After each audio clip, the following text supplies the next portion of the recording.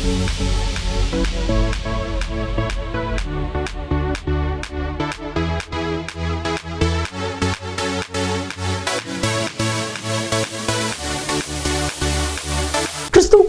பிரியமான தெய்வ பிள்ளைகளை வெளிப்படுத்தின விசேஷம் பரலோகத்தின் சில காட்சிகள், கர்த்தராகிய இயேசு கிறிஸ்துவனுடைய வருகை, பூமியின் ராஜ்யங்களுடைய வரலாற்றினுடைய முடிவுகள், இவைகளை வெளிப்படுத்துவது தான் வெளிப்படுத்தின விசேஷம். இதனுடைய ஆசிரியர் அப்போஸ்தலனாகிய யோவான் பத்மத்துவில் சிறை கைதியாக இருக்கும் பொழுது கிரேக்க மொழியிலே எழுதப்பட்டது. பெரும்பாலும் அடையாள மொழிகளிலே எழுதப்பட்ட இந்த புத்தகம் மதிப்பிற்குரிய டாக்டர் ரெவரண்ட் பால்ராஜ் அதிசயமணி அவர்கள் மூலமாக நமக்கு டிராஸ்டிவின் மக்களுக்கு இது போதிக்கப்படுகிறது. தெய்வ மனிதர், தெய்வனால் பரிசுத்த ஆவியானவரால் வல்லமையாய் பயன்படுத்தப்படுகிற இவர்கள் கருக்கலான சத்தியங்களையும் ஆழமான உண்மைகளையும் மறைவான மறைப்பொருட்களையும் வெளிப்படுத்தி நமக்கு சொல்லி புரியக்கூடிய நல்ல தெய்வ மனிதர். தொடர்ந்து பாருங்கள். கர்த்தர் அன்பு பால்ராஜ் அவர்களை வல்லமையாய் பயன்படுத்தி வருகிறார். இந்த வெளிப்படுத்தின விசேஷம் உங்களுக்கு மிகுந்த பிரயோஜனமாக இருக்கும். கர்த்தர் உங்களை ஆசீர்வதிப்பார். ஆண்டவருடைய பிரசன்னத்திலே மீண்டுமாக உங்களை காணும் பொழுது அதிக மகிழ்ச்சி அடைகிறேன். இந்நாளிலும் உங்கள் மத்தியில் வந்து உறவு கொள்ளவும், ஆண்டவருடைய வசனத்தை பகிர்ந்து கொள்ளவும் தருணம் கொடுத்த ஆண்டவரை துதிப்பதோடு உங்கள் அனைவருக்கும் என்னுடைய நன்றியை நான் தெரிவித்துக் கொள்கிறேன். வெளிப்படுத்தின விசேஷத்திலிருந்து செய்திகளை படித்து தியானித்து வருகிறோம். 1ஆம் அதிகாரத்திலேயே நாம் நிற்கிறோம். 1ஆம் அதிகாரத்தில் நமக்கு ஏறக்குறைய 30 செய்திகள் உண்டு. இந்த 1ஆம் அதிகாரத்தில் காணப்படக்கூடிய பற்பல வார்த்தைகளை நாம் பார்க்கும் பொழுது, படிக்கும் பொழுது மொத்த வெளிப்படுத்தின விசேஷ புஸ்தகத்தையும் நாம் படித்தாற் போல ஒரு உள்ளுணர்வு உண்டாகும். மற்ற அதிகாரங்களின் சில கான்செப்ட்ஸ், சில பொருட்களை விளங்கி கொள்ள இந்த 1ஆம் அதிகாரத்தின் வார்த்தைகள் நமக்கு போதுமானவையாக அமைகின்றன. இன்றைய நாளிலே இந்த 4ஆம் வசனம் எடுத்துக்கொள்ளுங்கள். 1ஆம் அதிகாரம் 4ஆம் வசனம். அதில் பார்க்கும் பொழுது ஆண்டவருடைய முக்கால அம்சங்களை குறித்து பார்க்கிறோம். 1ஆம் அதிகாரம் 4ஆம் வசனத்தில் யோவான் ஆசியாவில் உள்ள 7 சபைகளுக்கு எழுதுகிறதாவது, இருக்கிறவரும் இருந்தவரும் வருகிறவருமானவராலும் அவருடைய சிங்காசனத்திற்கு முன்பாக இருக்கிற 7 ஆவிகளாலும் என்று சொல்லி நாம் பார்க்கிறோம். 3 காரியங்கள். முதலாவதாக இருக்கிறவர், இரண்டாவதாக இருந்தவர், மூன்றாவதாக வருகிறவர். இதே காரியம் அதே அதிகாரத்தில் மீண்டுமாக அது சொல்லப்பட்டிருக்கிறது. ரிப்பீட்டட் இன் verse 8, 8வது வசனத்திலே, இருக்கிறவரும் இருந்தவரும் வருகிறவருமாகிய சர்வ வல்லமையுள்ள கர்த்தர், நான் அல்பாவும் ஒமேகாவும் ஆதியும் அந்தவுமாய் இருக்கிறேன் என்று திருவளம் பெற்றுகிறார் என்று சொல்லி இந்த அதிகாரத்தில் நான் பார்க்கிறோம். கடந்த நாளிலே நாம் சந்தித்த பொழுது நித்தியர் என்ற தலைப்பில் இந்த 1வது அம்சத்தை குறித்து நீளமாக நாம் சிந்தித்தோம். முதலாவதாக இருக்கிறவர், ஆண்டவர் இருக்கிறவர், இருக்கிறவராகவே இருக்கிறேன் என்று சொன்னவர், இதோ இங்கே இருக்கிறேன் என்று அறிவித்தவர், உன்னதத்தில் வாழ்கிறவர், உங்களுடனே வாழ்கிறவர், உள்ளத்திலே வசிக்கிறவர், உபத்திரவத்தில் காக்கிறவர், அது மட்டுமல்ல உள்ளளவும் ஜீவிக்கிறவர் என்று சொல்லி கடந்த நாளிலே நாம் சந்தித்த பொழுது நாம் சிந்தித்தோம். இன்றைக்கு இந்த 2வது வார்த்தை, அவரை குறிக்கக்கூடிய 2வது அம்சம், வரலாற்றிலே அவர் விளங்கிய 2வது கட்டம். எப்படி? முதலாவதாக இருக்கிறவர், இன்றைய நாளிலே இருந்தவர், ஆதி முதலாகவே இருந்தவர் என்று சொல்லி அவரை குறித்து நாம் வேதத்தில் நாம் தெளிவாக வாசிக்கிறோம். அவர் நித்தியர், நித்தியமானவர், எல்லா காலத்திற்கும் உரியவர், எல்லா காலத்தையும் படைத்தவர், எல்லா காலத்திலும் வாழ்கிறவர் என்று சொல்லி வேதத்தில் நாம் வாசிக்கிறோம். உலகத் தோற்றம் முதல் இருக்கிறவர் என்று சொல்லியும் வெளிப்படுத்தின விசேஷம் 13ஆம் அதிகாரம் 8ஆம் வசனத்திலே வாசிக்கிறோம். வரலாறு அவர் மூலமாக ஆரம்பிக்கிறது. அவர்தான் வரலாறு, ஹிஸ்ட்ரி என்று சொல்வார்களே ஆங்கிலத்தில், ஹிஸ் ஸ்டோரி, ஹிஸ்ட்ரி. வரலாறுனா என்ன அர்த்தம்? அது அவருடைய வாழ்க்கை, அவருடைய வரலாறு, அவரே அதற்கு தோற்றம், அவரே அதற்கு முடிவு என்று சொல்லி நாம் புரிந்து கொள்ளலாம். இருந்தவர், ஒரு காலத்தில் இருந்தவர், இருக்கிறார் இப்பொழுது, இன்னும் ஒரு காலத்தில், எந்த காலத்தில்? ஆதி காலத்தில் இருந்து இருக்கிறவர் என்று சொல்லி அவரை குறித்து வேதத்தில் வாசிக்கிறோம். ஆக இருந்தவர் முதலாவதாக ஆதி முதலானவர். அவர் அல்பாவும் ஒமேகாவும் ஆனவர், ஆதியும் அந்தமும் ஆனவர், முந்தினவரும் பிந்தினவரும் ஆனவர் என்று சொல்லி அவரை குறித்து நாம் வேதத்திலே வாசிக்கிறோம். ஆதியாகமம் 1 அதிகாரம் 1 வசனத்திலே ஆதியிலே தேவன் என்று பார்க்கிறோம். ஆதியிலே தேவன், ஆரம்பத்திலேயே தேவன். அது எப்படி உதித்தார், எப்படி வந்தார், எங்கே இருந்து கிளம்பினார் தெரியாது, ஒன்றும் தெரியாது. ஆண்டவர் சித்தமானால் ஒருவேளை நாம் பரலோகத்திற்கு போகும் பொழுது ஆண்டவர் இந்த காரியங்களை எல்லாம் நமக்கு விளக்கி சொல்வார். ஆதி முதலானவர் என்று அவரை குறித்து நாம் வேதத்திலே வாசிக்கிறோம். அப்போ ஆதி முதலானவர்னா ஆவிக்குரிய ஜீவியத்திலே நாம் கண்டுகொள்ள வேண்டியது என்ன, நாம் கற்றுக்கொள்ள வேண்டியது என்ன? ஆதியிலே தேவன் வானத்தையும் பூமியையும் படைத்தார். பூமியையும் வானத்தையும் படைக்கவில்லை, வானத்தையும் பூமியையும் படைத்தார் என்று சொல்லி அந்த வரிசை தெளிவாக அங்கே வர்ணிக்கப்பட்டிருக்கிறது. ஆதியாகமம் 1 அதிகாரம் 1 வசனம் முதலாக நாம் பார்க்கும் பொழுது ஆதியிலே வார்த்தை இருந்தது, அந்த வார்த்தை தேவனிடத்தில் இருந்தது, அந்த வார்த்தை தேவனாய் இருந்தது என்று சொல்லி யோவான் 1 அதிகாரம் 1 வசனத்திலே நாம் வாசிக்கிறோம். ஆக ஆண்டவர் ஆதியிலிருந்தே இருக்கிறவர், ஆதி முதலாக வாழ்கிறவர், வாழ்ந்தவர் என்று சொல்லி வேதத்திலே வாசிக்கிறோம். வரலாறு அவர் மூலமாக ஆரம்பிக்கிறது. அப்போ ஆதியிலே தேவன்னா முதலாவது தேவன் என்று அர்த்தம். ஆதியிலே தேவன் பூமியையும் வானத்தையும் படைக்கவில்லை, வானத்தையும் பூமியையும் படைத்தார். அப்படின்னு என்ன அர்த்தம்? முதலாவது நாம் தேட வேண்டியது ஆவிக்குரிய காரியங்கள், வானம். முதலாவதாக வானத்துக்குரிய காரியங்கள், இரண்டாவதாக பூமிக்குரிய காரியங்கள். முதலாவது வானம், இரண்டாவது பூமி. முதலாவது தேவனுடைய ராஜ்யம், அவருடைய நீதி. அப்படின்னா எல்லாம் நமக்கு கூட கொடுக்கப்படும் என்று சொல்லி வேதம் நமக்கு தெளிவாக கற்றுக் கொடுக்கிறது. நம்முடைய வாழ்க்கையிலே முதல் தரமானது, முக்கியமானது, முழுமையானது ஆண்டவராகிய தெய்வமா? கடவுளுக்கு முக்கியத்துவம் கொடுத்து இந்த உலகத்தில் வாழ்ந்து கொண்டிருக்கிறோமா? இல்லை. நம்முடைய தேவை முக்கியமா, நம்முடைய தேவன் முக்கியமா? எதற்கு முக்கியத்துவம் கொடுத்து இந்த உலகத்தில் நான் வாழ்ந்து கொண்டிருக்கிறோம்? ஐயா, தேவைதான் முக்கியம் என்று சொன்னால் அது ஆண்டவருக்கு ஒத்துப்போகாத, அவர் விரும்பாத ஒரு காரியமாகவும். நம்மை ஆண்டவர் எதற்காக படைத்தார்? படைப்பெல்லாம் மனுவுக்காக, மனுவை படைத்தார் தன்னை வணங்க என்று சொல்லி வேதத்திலே வாசிக்கிறோம். We are created for God's glory. ஆண்டவருடைய மகிமைக்காக இந்த உலகத்திலே உண்டாக்கப்பட்டிருக்கிறோம், படைக்கப்பட்டிருக்கிறோம், சிருஷ்டிக்கப்பட்டிருக்கிறோம். எனவே கர்த்தருடைய மகிமையை நாடி அவருக்காக மட்டும் இந்த வாழ்க்கையை நாம் செலவழித்து வாழ வேண்டியது நம்முடைய கடமை. நம்முடைய வாழ்க்கையின் அடிப்படை தத்துவமாக என்ன இருக்க வேண்டும் தெரியுமா? ஆண்டவருக்கு முதலிடம், ஆண்டவருக்கு முக்கிய இடம், ஆண்டவருக்கு முழுமையான இடம் என்று சொல்லி ஆண்டவருக்கு முக்கியத்துவம் கொடுத்து வாழ வேண்டியது நம்முடைய கடமை. ஆண்டவருடைய மகிமை, ஆண்டவருடைய மகிழ்ச்சி என்று சொல்லி ஒவ்வொரு நாளும் நம்முடைய ஜீவியத்தை நாம் வாழும் பொழுது ஆண்டவருக்கு மகிமை உண்டாகும். அது ஒரு சிறப்பான ஒழுங்காக அமையும். ஆக ஆதியிலே தேவன், ஆதி முதலானவர் என்று சொல்லி அவரை குறித்து வேதத்திலே வாசிக்கிறோம். ஆக ஆண்டவர் இருந்தவர், ஆதி முதலானவர்.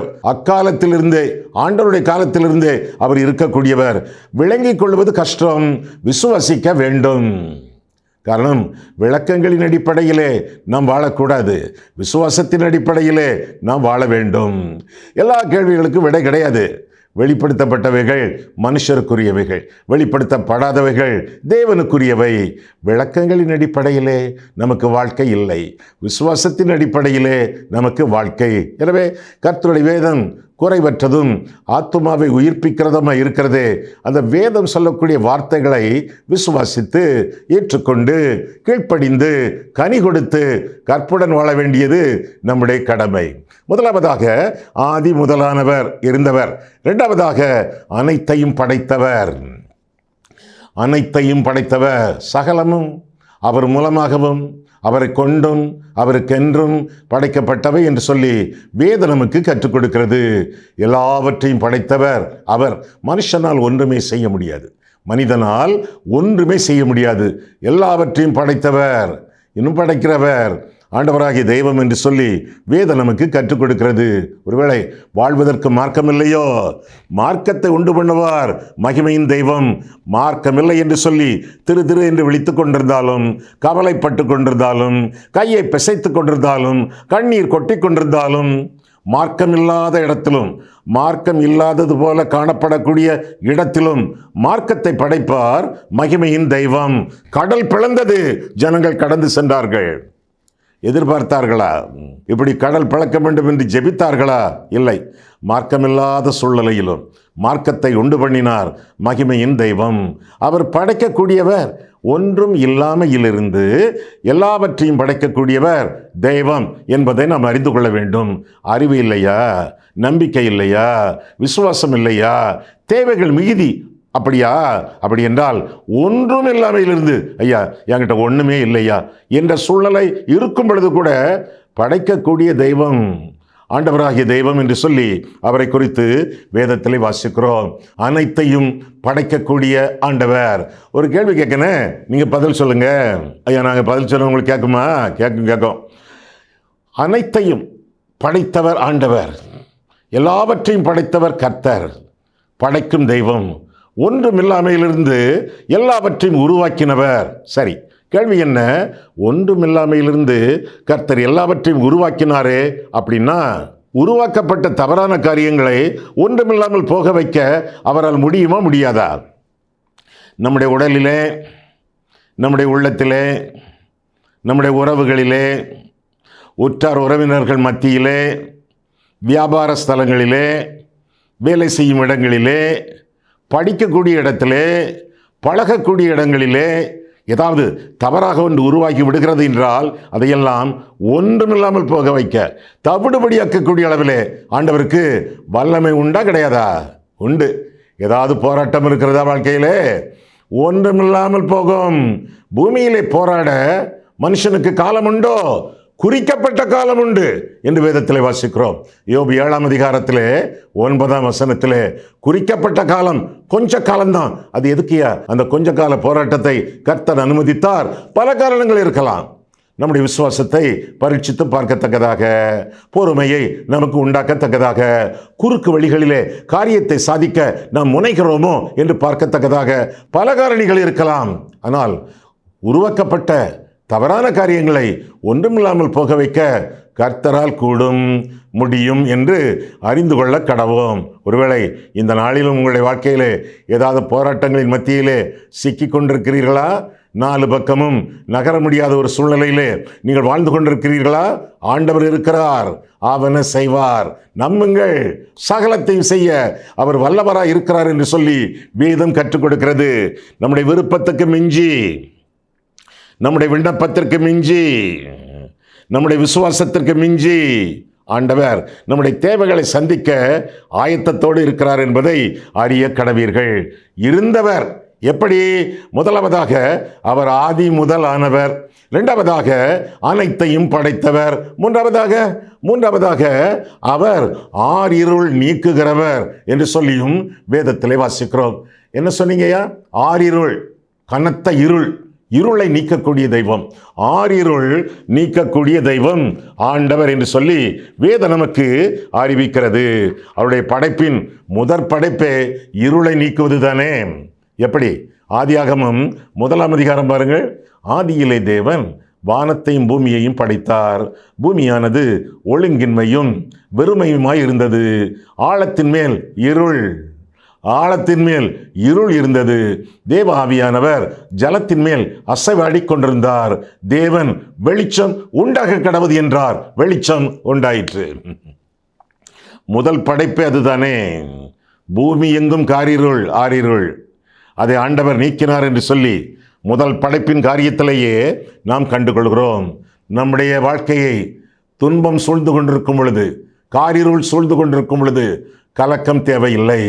இருளில் நடக்கிற ஜனங்கள் பெரிய வெளிச்சத்தை கண்டார்கள் என்று சொல்லி வேதத்திலே வாசிக்கிறோமே. ஏசாயா 9 1ஆம் வசனம் முதலாக, என்ன இருள் நம்மை சூழ்ந்து கொண்டிருந்தாலும், பாவமோ, பாவ பழக்கமோ, பகையோ, பழுதான காரியங்களோ என்ன சூழ்ந்து கொண்டிருக்காலும், என்ன இருள் சூழ்ந்து கொண்டிருந்தாலும் அவர் சொல்ல ஆகும், வெளிச்சம் உண்டாக கடவுது. வெளிச்சம் உண்டாயிற்று. அவர் சொல்ல ஆகும், அவர் கட்டளையிட நிற்கும் என்று சொல்லி வேதம் நமக்கு தெளிவாக கற்றுக் கொடுக்கிறது. ஆரிருள் நீக்கக்கூடிய ஆண்டவர் தெய்வம். இன்னும் யோவான் 1 அதிகாரம் பாருங்கள். யோவான் 1 அதிகாரத்திலே பார்க்கும் பொழுது இதே காரியங்கள் அங்கே சொல்லப்பட்டிருக்கிறது. என்ன? யோவான் 1:1 ஆதியிலே வார்த்தை இருந்தது. அந்த வார்த்தை இயேசு கிறிஸ்து. ஆதியிலே வார்த்தை இருந்தது, அந்த வார்த்தை தேவனிடத்தில் இருந்தது, அந்த வார்த்தை தேவனாய் இருந்தது. சரி, கர்த்தராகிய இயேசு கிறிஸ்து தேவன், ஆண்டவர் என்று சொல்லி இந்த பகுதியில் வாசித்தோமா? 2ஆம் வசனம், அவர் ஆதியிலே தேவனோடு இருந்தார் என்றும் நாம் வாசிக்கிறோம். அவர் தேவன், அவர் தேவனுடைய குமாரன் என்றெல்லாம் பார்க்கிறோம். ஐயா, தேவனும் தேவகுமாரனும் எப்படி ஐயா அதை ஒத்துக்கொள்ள முடியும்? 2 நிலைமையிலே 2 விதமான தகுதி அவருக்கு கொடுக்கப்படுகிறதே. குமாரன் என்ற வார்த்தைக்கு என்ன பொருள் தெரியுமா? பிள்ளை என்ற வார்த்தைக்கு ஒரு பொருள், மகன் என்ற வார்த்தைக்கு ஒரு பொருள், குமாரன் என்ற வார்த்தைக்கு ஒரு பொருள். சரியா? ஒரு பையனை தத்து எடுத்தால் அது தத்து பிள்ளை, சொந்த பிள்ளை அல்ல, பைடியா என்று சொல்வார்கள் கிரேக்க மொழியிலே. ஒரு பிள்ளையை கண்டெடுத்தால், இங்கே தெருவில் போகக்கூடிய ஒரு அனாதை பிள்ளை தூக்கி கொண்டு வளர்த்தால் அதை ஒரு செல்ல பிள்ளையாக அவர்கள் வளர்ப்பார்கள். டெக்னா என்று அந்த வார்த்தை குறித்து சொல்வார்கள்.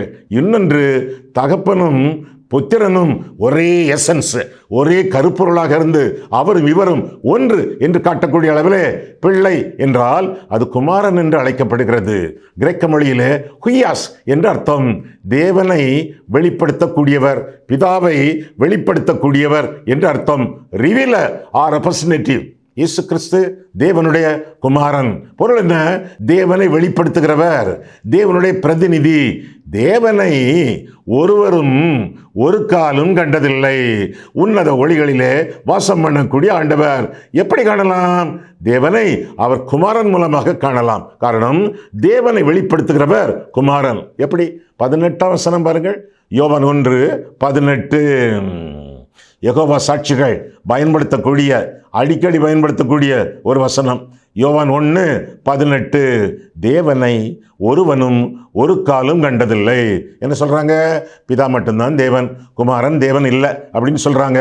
பிதாவின் மடியில் இருக்கிற ஒரே பேரான குமாரனே அவரை வெளிப்படுத்தினார்.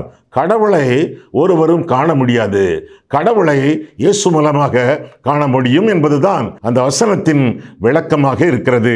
ஆக இருந்தவர் ஆண்டவராகிய தெய்வம், குறிப்பாக ஆண்டவராகிய இயேசு கிறிஸ்து ஆதி முதலாக இந்த உலகத்தில் இருக்கிறவர், ஆரிருளை நீக்குகிறவர் என்று சொல்லி வேதத்திலே வாசிக்கிறோம். ஆமா, ஆதியாகமம் 1ஆம் அதிகாரத்தில் ஆண்டவர் முதலாவதாக வெளிச்சத்தை படைத்தார், ஒளியை படைத்தார் என்று நான் வாசித்தோமே. இந்த வசனங்களிலே தொடர்ந்து பார்ப்போமா? யோவான் 1ஆம் அதிகாரம், யோவான் 1ஆம் அதிகாரம் 3ஆம் வசனம். அவருக்குள் ஜீவன் இருந்தது, அந்த ஜீவன் மனுஷருக்கு ஒளியாய் இருந்தது, அந்த ஒளி இருளிலே பிரகாசிக்கிறது, இருளானது அதை பற்றி கொள்ளவில்லை. தேவன் ஒளியாய் இருக்கிறார், தேவன் வெளிச்சமாய் இருக்கிறார். எனவே வெளிச்சத்தின் பிள்ளைகளாக நாம் வாழ வேண்டியது நம்முடைய கடமை என்று சொல்லி வேதம் நமக்கு கற்றுக் கொடுக்கிறது. அப்படின்னா இருள் என்றால் பாவம் என்று அர்த்தம், முக்கியமான அர்த்தம். ஒளி என்றால் இயேசு என்று அர்த்தம். நம்மை பரிசுத்தப்படுத்தக்கூடிய தெய்வம் என்பது பொருளாகும். ஆண்டவராக இயேசு கிறிஸ்துவை இருதயத்திலே சொந்த இரட்சகராக ஏற்றுக்கொள்ளும் பொழுது இருளில் இருந்து நீங்கி வெளிச்சத்திற்கு உட்படுகிறோம். இயேசுவை இரட்சகராக ஏற்றுக்கொண்டு பரிசுத்த வாழ்க்கையை ஆரம்பிக்கிறோம். தெளிவான விளக்கம் 1 பேதுரு 2ஆம் அதிகாரம் 9ஆம் வசனம். நீங்களோ உங்களை அந்தகாரத்திலிருந்து தம்முடைய ஆச்சரியமான ஒளியினிடத்திற்கு வரவழைத்தவருடைய புண்ணியங்களை அறிவிக்கும்படி தெரிந்து கொள்ளப்பட்ட சந்ததி, ராஜரிக ஆசாரிய கூட்டம், பரிசுத்த ஜாதி, அவருக்கு சொந்தமான ஜனம், அந்தகாரம், பாவம், பாவத்திலிருந்து விடுதலையாக்கப்பட்டு ஆச்சரியமான ஒளி, அந்தகாரத்திலிருந்து விடுதலையாக்கப்பட்டு ஆச்சரியமான ஒளியாகிய இயேசுவினிடத்திலே வரும் பொழுது பாவங்கள் மன்னிக்கப்பட்டு பரிசுத்த வாழ்க்கையை ஆரம்பிக்கிறோம் என்பது அந்த வசனத்தின் அடிப்படை பொருளாகும். ஆக இருந்தவர் ஆண்டவராகிய தெய்வம், முதலாவதாக ஆதி முதலானவர், இரண்டாவதாக அனைத்தையும் படைத்தவர், மூன்றாவதாக ஆரிருள் நீக்குகிறவர் என்று சொல்லி அவரை குறித்து பார்க்கிறோம். நான்காவதாக அவரை குறித்து பார்க்கும் பொழுது அவர் ஆளுகை செய்கிறவர், ஆளுகை செய்கிறவர், எல்லாவற்றையும் ஆண்டு நடத்துகிறவர், எல்லாவற்றையும் அவர் கைக்குள்ளே வைத்திருக்கிறவர், அவர் கர்த்தர், அவர் ஆண்டவர். ஆளுகிறவர், ஆண்டவர். ஆளுகிறவர்னா இருக்கிறவர், ஆண்டவர் அப்படின்னா இருந்தவர். ஞாபகத்தில் வைத்துக் கொள்ளுங்கள், ஆளுகை செய்கிறவர். பூமியின் ஆளுகை கர்த்தர் கையில் இருக்கிறது. கர்த்தர் ராஜரிகம் பண்ணுகிறார் என்றெல்லாம் நாம் வேதத்திலே வாசிக்கிறோம். ஆக ஆண்டவர் ஆளும் பொழுது அதற்கு நமக்கு என்ன சம்பந்தம்? அதற்கு நமக்கு என்ன சம்பந்தம் என்றால், God is in control of everyone and every situation. Our security is with the Lord Jesus Christ. தேவன் எல்லாரையும் எல்லாவற்றையும் ஆள்கிறார். நம்முடைய பாதுகாப்பு கிறிஸ்துவிலே இருக்கிறது. ஆண்டவருக்குள்ளாக நமக்கு பாதுகாப்பு. ஏனென்றால் அவர் ஆளுகை செய்கிறார். வெளியே மழை பெய்கிறது, குடை பிடித்து செல்கிறோம். குடைக்குள்ளே நம்முடைய சரீரத்தின் அங்கங்கள் இருக்கும் பொழுது மழை தண்ணீர் நம்மை நனைப்பதில்லை. ஆனால் குடைக்கு வெளியே நம்முடைய கால், கை, நாக்கு, மூக்கு, வாய் வெளியே போச்சுன்னா தண்ணீர் நம்மை நனைத்து விடுகிறது. குடையை ஒழுங்கா பிடிக்கணும். குடைக்குள்ளே நம்முடைய சரீரத்தின் அங்கங்கள் அனைத்தும் ஒழுங்காக அமைந்திருக்க வேண்டும். அப்போ தண்ணீர் நம்மை நனைப்பதில்லை. அந்த குடை என்ன குடை? அது என்ன பிராண்டு? 91ஆம் சங்கீதம். உன்னதமானவருடைய மறைவு, சர்வவல்லவருடைய நிழல், தேவனுடைய சந்நிதி, கர்த்தருடைய பிரசன்னம். அதுதான் அந்த கொடை. உன்னதமானவருடைய மறைவிலே, சர்வவல்லவருடைய நிழலிலே நாம் வாழும் பொழுது நமக்கு ஆபத்தில்லை. தண்ணீர் படாது, தண்டனை வராது. கிறிஸ்துவுக்குள்ளே நமக்கு அபாயம், கிறிஸ்துவுக்கு வெளியே நமக்கு அபாயம். அபாயமின்றி அபயத்தோடு பாதுகாப்போடு வாழ வேண்டும் என்றால் அந்த காலத்தில் ஒரு பாட்டு பாடணும். ஒரு 20-30 வருஷம் இருக்குமா? இப்போ இந்த பழைய நல்ல அருமையான ஆவிக்குரிய பாட்டுக்களை எல்லாம் விட்டுட்டோம். இப்போ அர்த்தம் புரியாத, அர்த்தம் தெரியாத, வேதத்தை பல கோணங்களில் குழப்பக்கூடிய அநேக பாடல்கள் வந்துவிட்டனவே. திருச்சபையின் கொள்கைகளை, அடிப்படை கொள்கைகளை இன்று அதிகமாக பாதிப்பவை பாடல்கள். ஒரு பாட்டு பாடுவதற்கு முன்பு அந்த பாட்டு புஸ்தகத்தில் இருக்கக்கூடிய அந்த பாட்டை முதலாவதாக வாசியுங்கள். வேதத்தின் அடிப்படையில் சரியாக இருக்கிறதா என்று பாருங்கள். துங்கனில் ஒதுங்குவான், பங்கமின்றி தங்குவான் என்ற பாடல் மறந்தே போச்சு நமக்கு. துங்கனில் ஒதுங்குவோன், துங்கன்னா பரிசுத்தமானவர். பரிசுத்தமானவருக்குள் ஒதுங்கிக் கொள்ளுகிறவன், பதுங்கிக் கொள்ளுகிறவன் பங்கமின்றி தங்குவான். பங்கம் ஆபத்து, தீமை. தீமைக்கு விலகி தன்னை காத்துக்கொள்வான். கர்த்தருக்குள்ளாக பதுங்கி அவருடைய ஆளுகைக்குள்ளாக ஜீவித்து நாம் வாழும் பொழுது நமக்கு ஆபத்து இல்லை. ஆனால் நம்முடைய சுயமதியை நெறியென்றுகந்து சாய்ந்து கண் கண்ட இடத்திலே மாம்சம் காட்டக்கூடிய வழியிலே செல்வோம் என்றால் தண்டனையை, ஆபத்தை நாம் வரவழைத்துக் கொள்கிறோம். கர்த்தர் நம்முடைய ஆளுநர், அவருக்குள்ளே நமக்கு அடைக்கலம். அதை விளக்கக்கூடிய அளவிலே ஆளுகை செய்யக்கூடிய ஆண்டவர் என்று சொல்லி அந்த காலத்திலிருந்து உலக தோற்று முதற் கொண்டு பூமியை, உலகத்தை, உங்களை, என்னை ஆண்டவர் ஆண்டு வழி நடத்தி வந்தார், வருகிறார் என்று சொல்லி வேதம் நமக்கு கற்றுக் கொடுக்கிறது. ஆக முதலாவதாக ஆதி முதலானவர், இரண்டாவதாக அனைத்தையும் படைத்தவர், மூன்றாவதாக ஆரிருள் நீக்குகிறவர், நான்காவதாக ஆளுகை செய்கிறவர் என்று சொல்லி அவரை குறித்து நாம் பார்க்கிறோம். ஆளுகை செய்கிறவர் என்றும் வேதம் நமக்கு தெளிவாக கற்றுக் கொடுக்கிறது. இன்னும் அடுத்தாற் போல ஆத்துமாக்களை ரட்சிக்கிறவர். எவர்? இருந்தவர். அந்த காலத்திலிருந்தே ரட்சிப்பின் வேலை ஆரம்பமாகிவிட்டது. சரியா? ஐயா, ரட்சிக்கப்படணும்னா, பாவ மன்னிப்பு பெறணும்னா வேதத்தில் அங்கே சொல்லப்பட்டிருக்கிறதே, எபிரேயர் 9:22 ரத்தம் சிந்துதல் இல்லாமல் பாவ மன்னிப்பு இல்லை அப்படின்னு போட்டிருக்கையா. அப்படி இருக்கும் பொழுது ஆண்டவர் இந்த உலகத்தில் வந்தார், 33 வருஷங்கள் வாழ்ந்தார், உன் விசுவாசம் உன்னை ரட்சித்தது, உன் பாவங்கள் உனக்கு மன்னிக்கப்பட்டது என்று சொன்னாரே. இன்னும் ரத்தம் சிந்தவில்லை ஆண்டவர். எப்படி இந்த மன்னிப்பை அவர் கொடுக்கலாம்? பாவங்களை மன்னிக்க மனுஷகுமாரனுக்கு அதிகாரம் உண்டு என்று வேதம் சொல்லுகிறது. அது மட்டுமல்ல, ஆண்டவர் எப்பொழுது இறந்தார், எப்பொழுது மனுக்குலத்தின் பாவத்திற்காக மரித்தார்? 2000 வருஷத்துக்கு முன்னாலயா? அப்படியே நினைச்சுக்கிட்டு இருக்கீங்க? அது இருக்கிறவர், இருந்தவர். அப்பவே மன்னிச்சாச்சு, அப்பவே பாவத்திற்காக அவர் மரிச்சாச்சு, அப்பவே அவர் அடிக்கப்பட்டாச்சு. எப்போ? வெளிப்படுத்துற விசேஷம், இதே வெளிப்படுத்துற விசேஷம் அதில் நான் பார்க்கும் பொழுது 13ஆம் அதிகாரம் பாருங்கள். வெளிப்படுத்துற விசேஷம் 13ஆம் அதிகாரத்தில் நான் பார்க்கும் பொழுது அங்கே தெளிவான விளக்கங்கள் நமக்கு கற்றுக் கொடுக்கப்படுகின்றன. வெளிப்படுத்தின விசேஷம் 13ஆம் அதிகாரம் 8ஆம் வசனம். இங்கே தான் இருக்கு மர்மம், இங்கே தான் இருக்க ரகசியம். வெளிப்படுத்தின விசேஷம் 13:8. உலகத் தோற்றம் முதல் அடிக்கப்பட்ட ஆட்டுக்குட்டியானவருடைய ஜீவ புஸ்தகத்தில் பெயரெழுதப்பட்டிராத பூமியின் குடிகள் யாவரும் அதை வணங்குவார்கள் என்று சொல்லி வாசிக்கிறோம். அது வேற காரியம். அடிக்கப்பட்ட வண்ணமாயிருக்கிற ஆட்டுக்குட்டியானவர், சரியான மொழிபெயர்ப்பு. உலக தோற்றம் முதல். எப்ப தோன்றிச்சு தெரியாது, ஆதி முதலாகவே அது இருக்கிறது. உலக தோற்றம் முதற்கொண்டே அடிக்கப்பட்ட வண்ணமாயிருக்கிற ஆட்டுக்குட்டியானவர் இயேசு கிறிஸ்து. ஆக மனிதன் தோன்றுவதற்கு முன்பே, உலகம் தோன்றுவதற்கு முன்பே அடிக்கப்பட்ட வண்ணமாயிருக்கிற ஆட்டுக்குட்டியானவர், ரத்தம் சிந்திக் கொண்டிருக்கக்கூடிய ஆட்டுக்குட்டியானவர். ரத்தம் சிந்துதல் இல்லாமல் பாவ மன்னிப்பு இல்லை அப்படின்னு சொன்னீங்களே, ஆண்டவர் எப்போ ரத்தம் சிந்தினார்? வரலாறு 2000 வருஷத்துக்கு முன்பு, ரகசியம். உலக தோற்றம் முதற்கொண்டே தெரியாது. அதனால் ஏற்கனவே ரத்தம் சிந்தப்பட்டு கொண்டிருப்பதனாலே ஆண்டவர் அந்த ரத்தத்தின் அடிப்படையிலே மன்னிப்பை அருள்வது, ரட்சிப்பை வழங்குவது அவரால் கூடும் என்று சொல்லி வேதம் நமக்கு தெளிவாக கற்றுக் கொடுக்கிறது. இன்னொரு காரியம், அவர் ஆராதிக்கப்பட வேண்டியவர். முதலாவதாக ஆதி முதலானவர், பின்னர் அனைத்தையும் படைத்தவர், மூன்றாவதாக ஆரிருள் நீக்குகிறவர், பின்னர் நான்காவதாக ஆத்துமாக்களை ரட்சிக்கிறவர், ஐந்தாவதாக ஆளுகை செய்கிறவர், பிறகு ஆராதிக்கப்பட வேண்டியவர், ஆராதிக்கப்பட வேண்டிய தெய்வம் என்று சொல்லி அவரை குறித்து நாம் வேதத்தில் வாசிக்கிறோம்.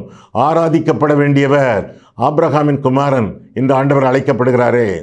மத்தேயு 1:1 ஆபிரகாமின் குமாரன் என்று அழைக்கப்படுகிறார்.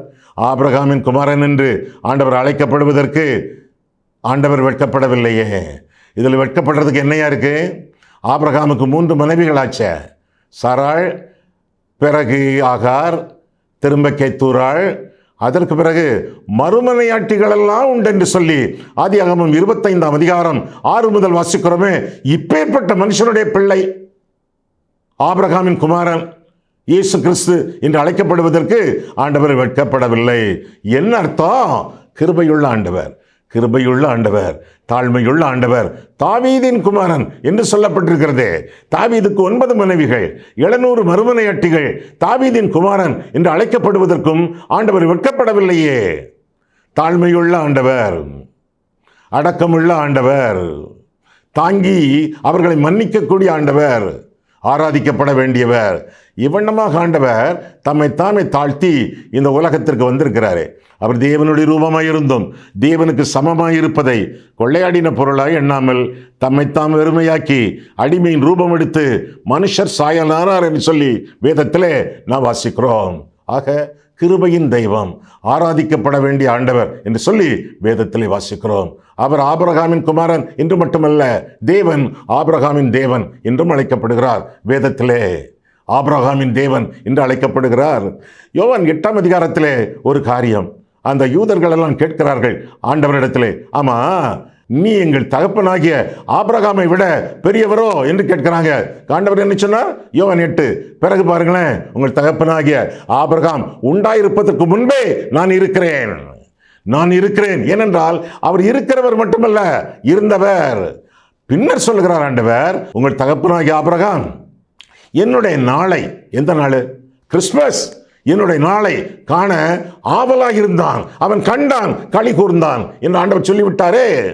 இருந்தவர், ஆபிரகாமின் குமாரன், அதே வேளையிலே ஆபிரகாமின் தேவன், ஆண்டவராகிய தெய்வம் என்று சொல்லி வேதத்திலே வாசிக்கிறோம். இதை கேட்ட உடனே ஒரு ஆராதனை உணர்வு நமக்கு வருகிறது அல்லவா?